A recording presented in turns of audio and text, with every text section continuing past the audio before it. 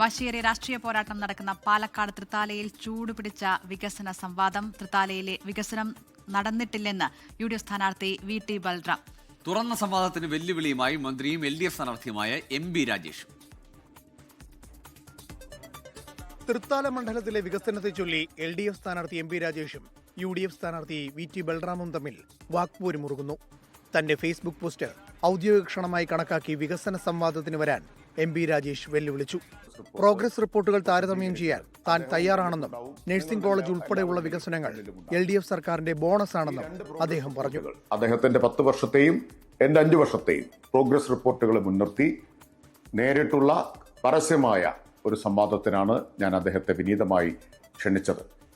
അദ്ദേഹം ആ ക്ഷണം സ്വീകരിക്കും എന്ന് ഞാൻ ഇപ്പോഴും പ്രതീക്ഷിക്കുന്നു. തൃത്താല മണ്ഡലത്തിൽ ഒരു വികസനവും നടപ്പാക്കിയിട്ടില്ലെന്നാണ് UDF സ്ഥാനാർത്ഥിയായ VT ബൽറാമിന്റെ വാദം. MB രാജേഷ് ക്ഷണിച്ച വെല്ലുവിളി ഏറ്റെടുക്കുന്നുവെന്ന് വ്യക്തമാക്കിയ VT ബൽറാം സംവാദം ആദ്യം മുഖ്യമന്ത്രിയും പ്രതിപക്ഷ നേതാവും തമ്മിലാകട്ടെ എന്ന് മറുപടി നൽകി. ഇതേതായാലും തൃത്താലയിൽ മാത്രം നടക്കുന്ന ഒരു ഉപതെരഞ്ഞെടുപ്പൊന്നുമല്ലല്ലോ, കേരളം മുഴുവൻ നടക്കുന്ന ഒരു തെരഞ്ഞെടുപ്പാണല്ലോ. ഞങ്ങളുടെ ഭാഗത്തു നിന്നുള്ള ആദ്യത്തെ നിർദ്ദേശം മുന്നോട്ട് വയ്ക്കുന്നു. അങ്ങോട്ടും ഇങ്ങോട്ടുമുള്ള വികസന സംവാദങ്ങൾ ആദ്യം കേരളത്തിന്റെ മുഖ്യമന്ത്രിയും കേരളത്തിന്റെ പ്രതിപക്ഷ നേതാവും നടത്തി അവിടെ നിന്ന് തുടങ്ങട്ടെ.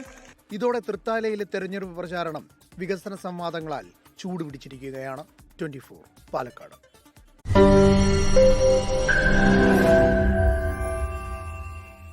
ലോകത്തെവിടെയായാലും ഏത് സമയത്തും 24 വാർത്തകളും ഓഗ്മെന്റഡ് റിയാലിറ്റി പാക്കേജുകളും എക്സ്പ്ലെയിനറുകളും വിശദമായി കാണാൻ ഞങ്ങളുടെ YouTube ചാനൽ നിങ്ങൾക്ക് സബ്സ്ക്രൈബ് ചെയ്യാം.